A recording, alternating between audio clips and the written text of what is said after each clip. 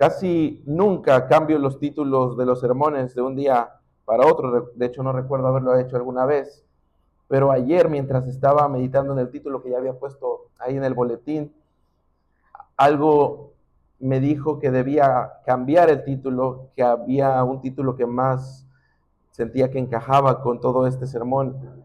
Y había puesto ahí, ya no hay condenación como el título, pero luego lo cambié y el título es La respuesta de Dios a la lucha del creyente, porque creo que los primeros versos del capítulo 8 de Romanos responden al gemido o al lamento que el apóstol Pablo viene haciendo en capítulos o en versos anteriores. Así que para que entendamos bien esto, por favor acompáñame unos versículos antes del capítulo 8, y es en el capítulo 7, versículo 14. Capítulo 7, verso 14. El apóstol Pablo va a empezar esta sección lamentándose acerca de su penosa situación espiritual y todas las luchas que él tiene espiritualmente. De hecho, lo que él hace ahí son 3 lamentos. Lamenta su condición espiritual y su gran lucha. Note lo que dice, por favor, el verso 14. Él dice, y este es el primer lamento, porque sabemos que la ley es espiritual, mas yo soy carnal vendido al pecado. Porque lo que hago no lo entiendo, pues no hago lo que quiero, sino lo que aborrezco, eso hago. Y si lo que no quiero, esto hago, apruebo que la ley es buena. De manera que ya no soy quien hace aquello, sino el ¿qué? El pecado que mora en mí. Él está describiendo su lucha contra el pecado. Él está lamentándose por caer en pecado. Él está lamentándose porque hace lo que él aborrece. Segundo lamento, verso 18. Y yo sé que en mí, esto es, en mi carne, no mora el bien, porque el querer el bien está en mí, pero no el hacerlo.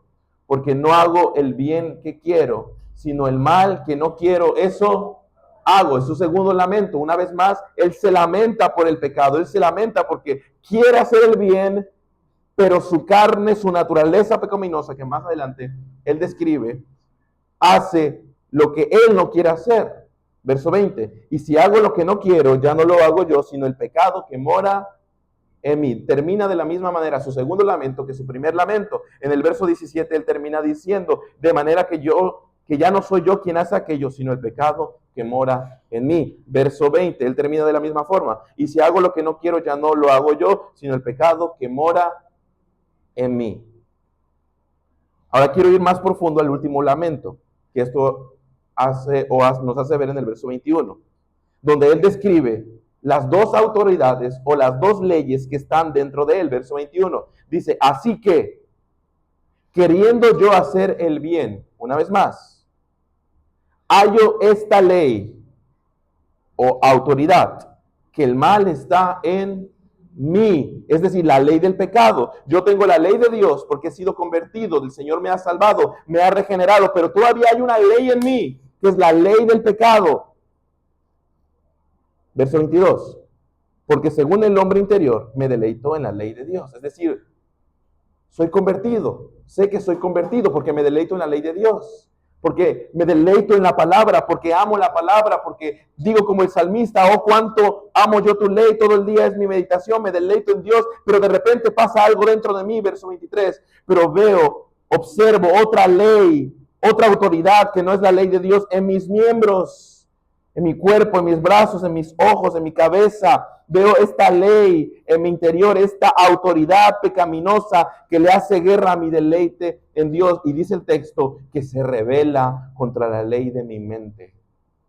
Es decir, es una guerra. La ley de Dios está en guerra contra la ley del pecado que hay en mí. Y dice, y que me lleva cautivo a la ley de pecado que está en mis miembros. Caigo en pecado, cedo a mi naturaleza pecaminosa, cedo a mi carne. Hay una autoridad en mí, está la autoridad del bien, está la autoridad de donde me deleito en la ley de Dios. Pero hay una autoridad en mí, es la carne, mi naturaleza pecaminosa, que me hace caer y cedo ante ella. Así que Pablo termina este lamento en el verso 24 y nos da esta exclamación o grito de ayuda, y él dice esto: miserable de mí, ¿quién me librará de este cuerpo de muerte? Pablo concluye sus lamentos diciendo: soy miserable. Soy miserable porque estoy en una guerra tan grande que se revela contra la ley de mi mente, contra la ley de Dios, y esta autoridad va en contra de mí y me hace pecar y cedo ante mi pecado. Así que digo, miserable de mí, ¿quién me librará de este cuerpo de muerte? ¿Quién me librará de esta ley pecaminosa? Y hay una respuesta en el verso 25, capítulo 7. Y él dice, gracias doy a Dios por Jesucristo, Señor nuestro. Parece que hay un alivio. Gracias a Dios por Jesucristo. Y la implicación es que doy gracias porque Él me libra de este cuerpo de muerte. Pero parece que el texto termina ahí. Dice, gracias doy a Dios por Jesucristo, Señor nuestro. Pero ¿por qué das gracias, Pablo, a Dios? Y Él no dice, sino que Él continúa diciendo, así que yo mismo con la mente sirvo a la ley de Dios, mas con la carne a la ley del pecado. Y termina el capítulo. Dice, doy gracias a Dios, pero la batalla continúa. Doy gracias a Dios, pero ya no peco más. No dice eso. Él dice, doy gracias a Dios por Jesucristo, pero tengo algo que decirles. La batalla continúa. La batalla contra el pecado mientras estamos en esta carne continúa. Doy gracias a Jesucristo, pero la batalla continúa. Seguimos con esta lucha.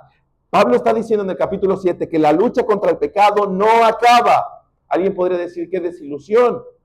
Creí que acababa, pero déjeme decir algo.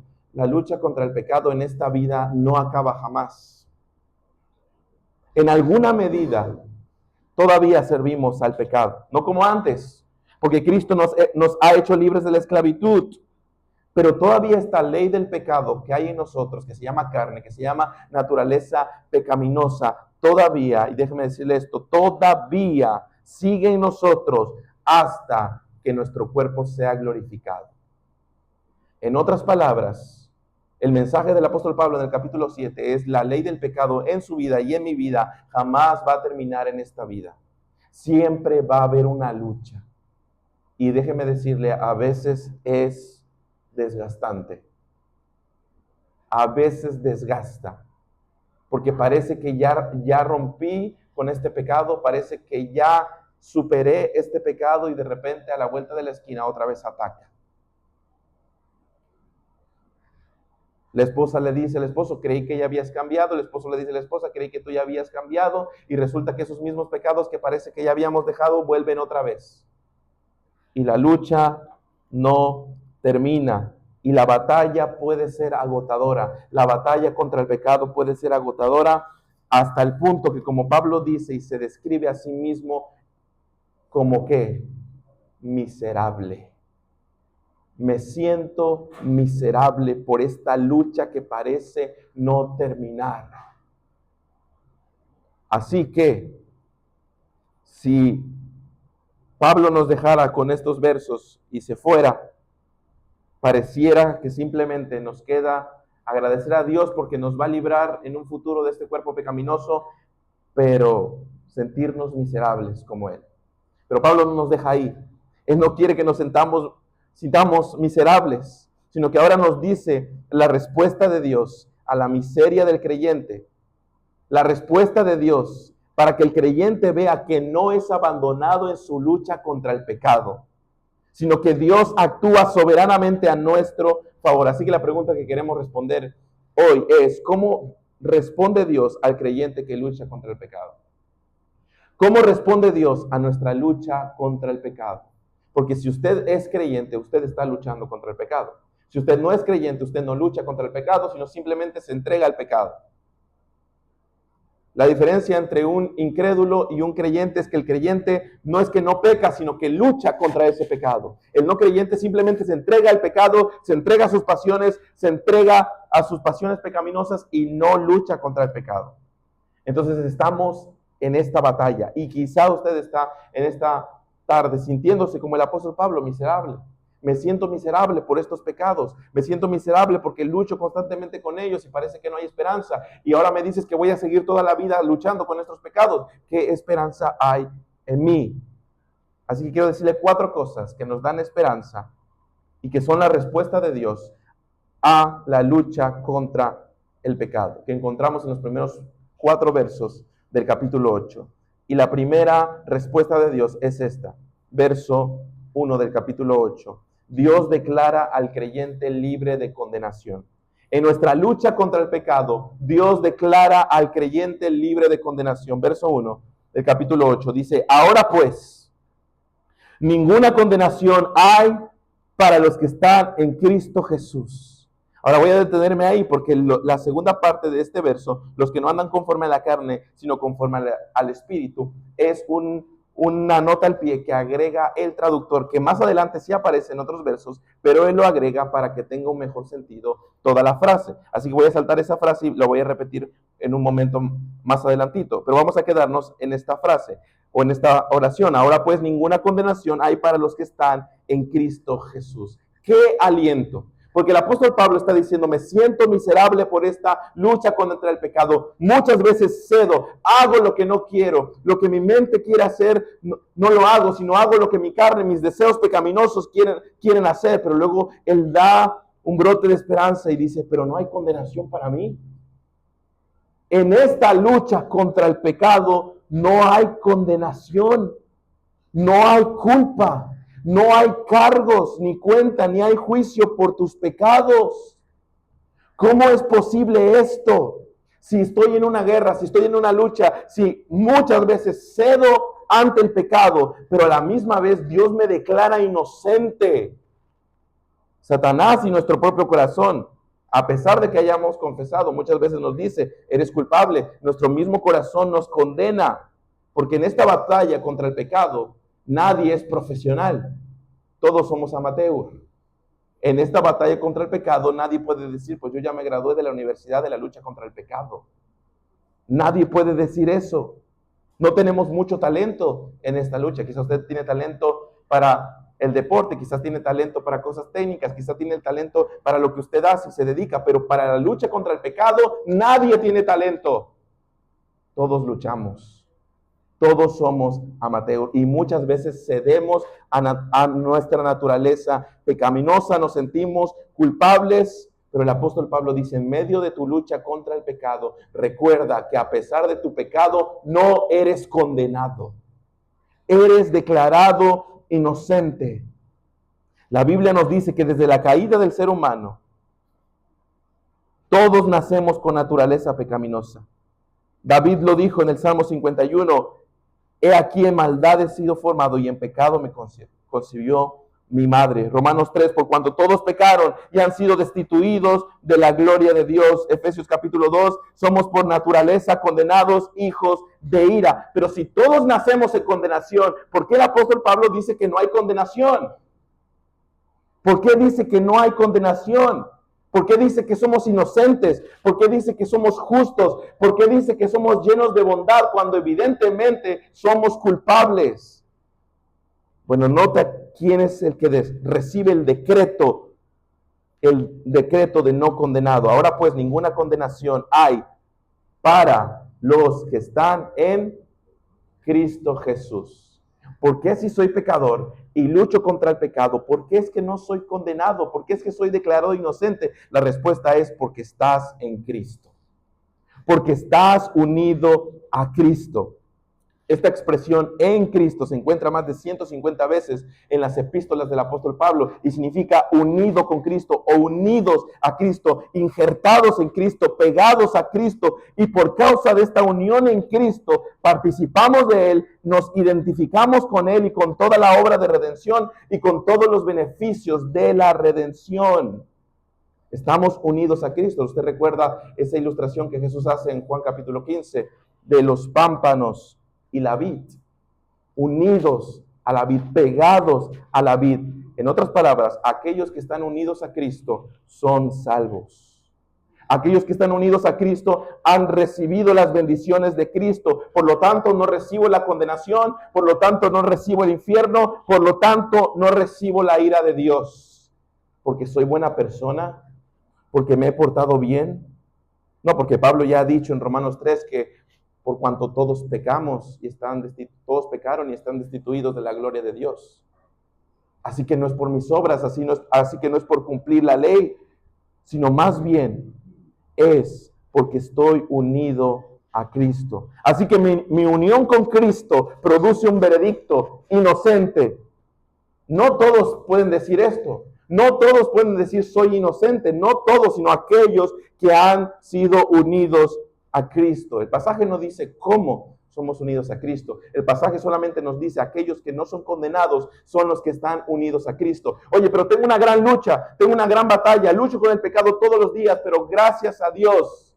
Gracias a Dios. Recuerda que yo les mencioné en el capítulo 7 que el apóstol Pablo da gracias a Dios, pero no dice por qué.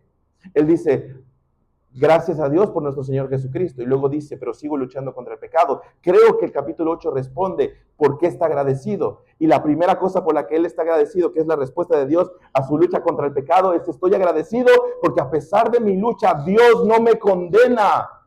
A pesar de mi pecado, Dios no me condena, sino me declara inocente porque estoy unido a Cristo.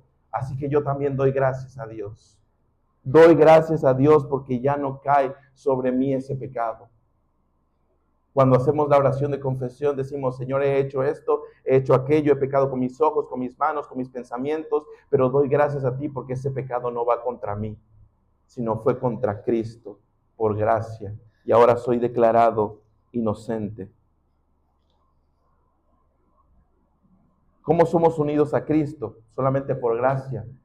Dice Efesios 2, porque por gracia sois salvos por medio de la fe, y esto no de vosotros, pues es don de Dios. No te puedes ganar la salvación, no te puedes unir a Cristo por tus propios méritos y virtudes, únicamente por la fe, por gracia, a través de Jesucristo. Así que Pablo acaba de declarar entonces que no hay condenación para los que están en Cristo Jesús. Bueno, alguien podría interpretar esto y decir: entonces, si no hay condenación, ¿para qué sigo luchando contra el pecado? Si no hay condenación, ¿puedo seguir viviendo bajo el dominio del pecado? Pues me acabas de decir que no hay condenación, estoy en Cristo, por lo tanto no hay condenación, por lo tanto vivo como quiero. Yo no tengo que luchar contra la envidia, la lujuria, el rencor, la inmoralidad, la avaricia. ¿Por qué tendría que luchar contra eso si de todas formas soy inocente? Me acabas de decir que soy declarado inocente, que no hay culpa.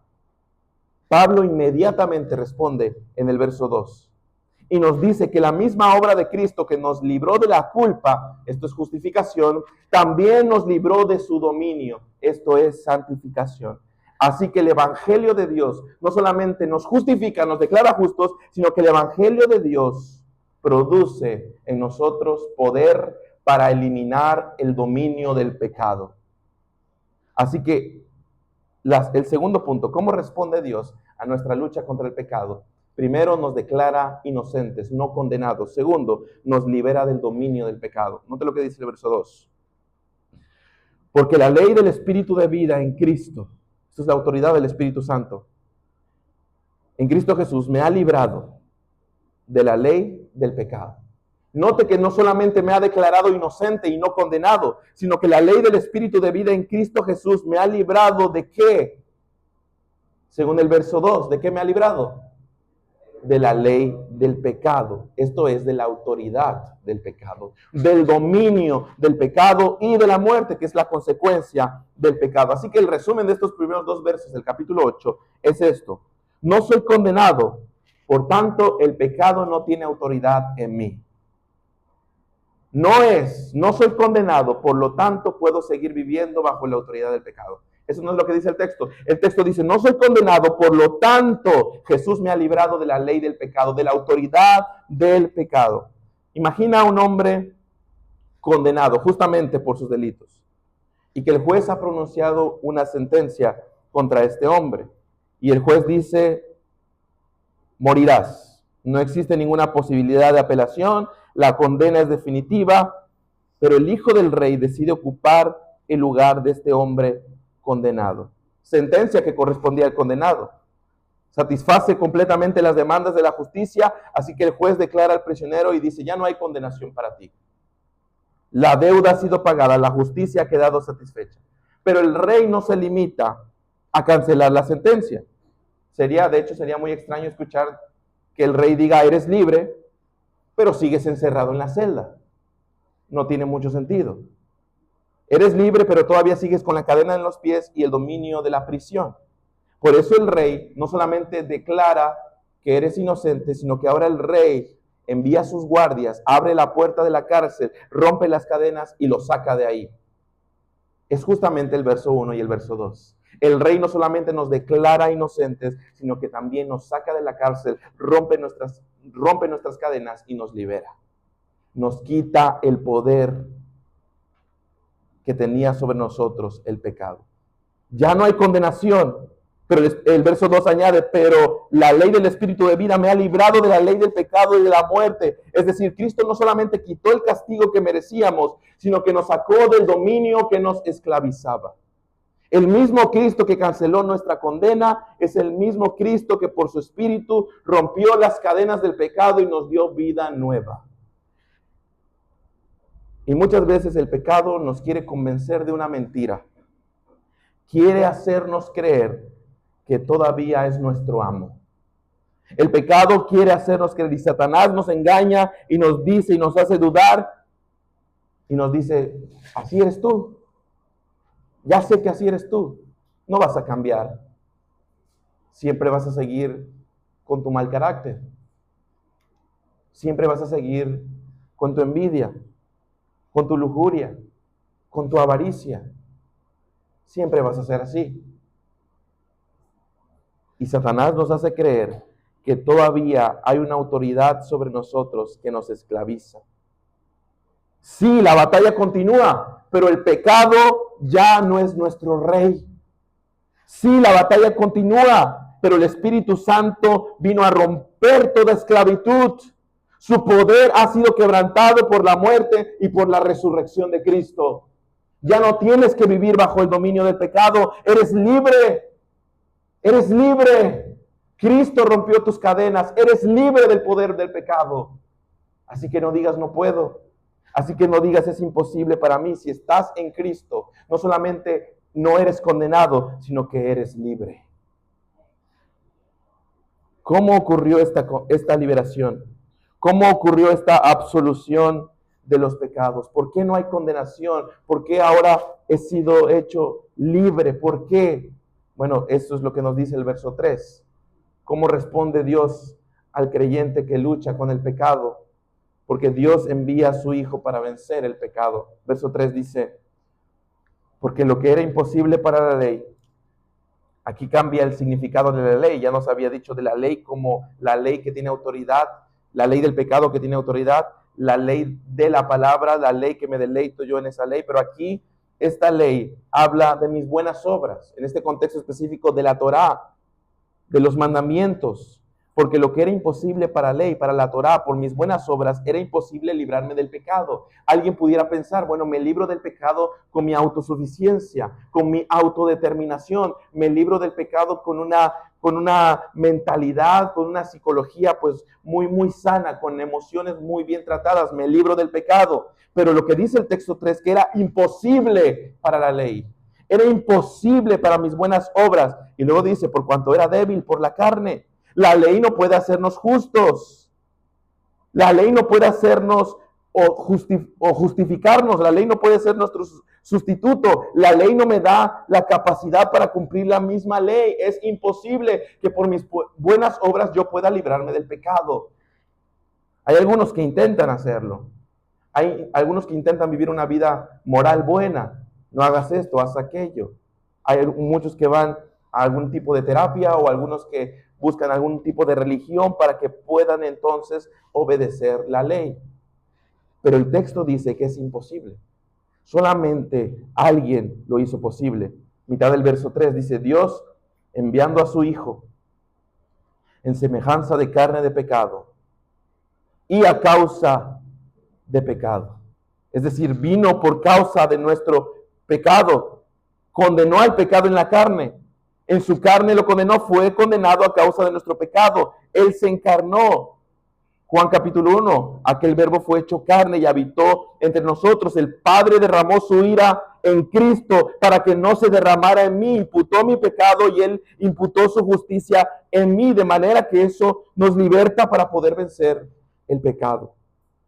Así que es imposible por nuestras buenas obras, es imposible por nuestra autodeterminación. Yo voy a cambiar, voy a cambiar, voy a cambiar, voy a esforzarme más por cambiar, voy a esforzarme por ser mejor esposo, voy a esforzarme por ser mejor esposa, voy a esforzarme por dejar este pecado, voy a esforzarme por dejar la lujuria, voy a esforzarme por dejar la avaricia, voy a esforzarme por ser mejor persona. No puedes, es imposible para ti. Necesitas la obra de Cristo en tu vida. No puedes por ti mismo, no puedes, es imposible para ti. Solamente Cristo y su preciosa obra puede librarnos del poder del pecado. Solamente Él. ¿Y con qué propósito? Finalmente, verso 4. Dios produce en nosotros una vida conforme al Espíritu. ¿Cómo nos ayuda Dios? ¿Cuál es la respuesta de Dios ante nuestra lucha contra el pecado? Dios produce en nosotros una vida conforme al Espíritu. Verso 4 dice, para que la justicia de la ley se cumpliese en nosotros. Es decir, la vida santa, la vida obediente que Dios siempre demandó, ahora sí se puede hacer. ¿Por qué? Porque Cristo condenó al pecado en la carne. Ahora sí podemos vivir en justicia, ahora sí podemos vivir en santidad. Por eso Pablo termina el verso 4 diciendo que no andamos conforme a la carne, sino conforme a ¿qué? Al Espíritu. Todavía lucho contra el pecado, pero ya no vivo gobernado por el pecado, porque Cristo venció al pecado en la cruz. Ahora tengo una obediencia real, una obediencia creciente como evidencia de la obra salvadora de Dios. El rey no libera al hombre para que vuelva a las calles a vivir como un criminal, ni para que regrese voluntariamente a la prisión donde fue rescatado. El rey libera al hombre y lo adopta como su ciudadano del reino, le da un nuevo hogar, nuevas vestiduras, le enseña una nueva manera de vivir. Ahora camina como alguien que pertenece al rey y ya no al antiguo reino. Nuestra liberación que Cristo compró en la cruz produce un nuevo caminar. Nuestra liberación que Cristo pagó en la cruz no es para que nosotros sigamos viviendo en la prisión del pecado. La liberación que Cristo compró en la cruz es para que andemos en vida nueva. Para que no nos ahoguen los pecados que antes nos esclavizaban cuando estábamos en el mundo. No somos perfectos, evidentemente, pero ya no podemos seguir viviendo cómodos en el pecado, porque el Espíritu Santo ha cambiado nuestros afectos y ahora deseamos agradar a aquel que nos rescató. Eso es el Evangelio. El Evangelio es no es voy a portarme bien para que Dios me acepte, sino más bien porque Dios me ha aceptado, entonces voy a vivir en vida nueva. No hay condenación. Cristo ha destruido la autoridad y el poder del pecado a través de su cruz, por lo tanto voy a andar en vida nueva. Y ese es el mensaje de estos versos. Termino con una cita de un autor que dice esto: Dios lanza nuestros pecados a lo más profundo del océano y luego coloca un letrero que dice: prohibido pescar. Si Él lanzó nuestros pecados es para que ya no volvamos a ellos, sino para que andemos en vida nueva por el poder del Espíritu de Cristo. Dice un autor en uno de sus poemas de un himno: y es posible que yo deba ganar un interés en la sangre de Salvador. Murió Él por mí, quien causó su dolor. Murió Él por mí, quien lo persiguió hasta la muerte. Él dejó su trono de su Padre arriba. Tan libre, tan infinita es su gracia, se vació de todo excepto de amor y sangró por la raza indefensa de Adán. Es misericordia todo, inmensa y libre, que por mí, oh Dios, me encontró a mí. Por mucho tiempo mi espíritu estuvo encarcelado, yacía fuertemente atado en el pecado y la noche de la naturaleza. Tu ojo difundió un rayo vivificante, desperté, la prisión se encendió con luz, mis cadenas cayeron, mi corazón fue libre, me levanté, salí y te seguí. Ahora no temo ninguna condenación, Jesús y todo en Él es mío. Vivo en Él, mi cabeza viviente, vestido de su justicia divina. Así que valiente me acerco al trono eterno y reclamo la corona a través de Cristo como mía. Asombroso amor, ¿cómo puede ser que tú, oh Dios, murieras por mí?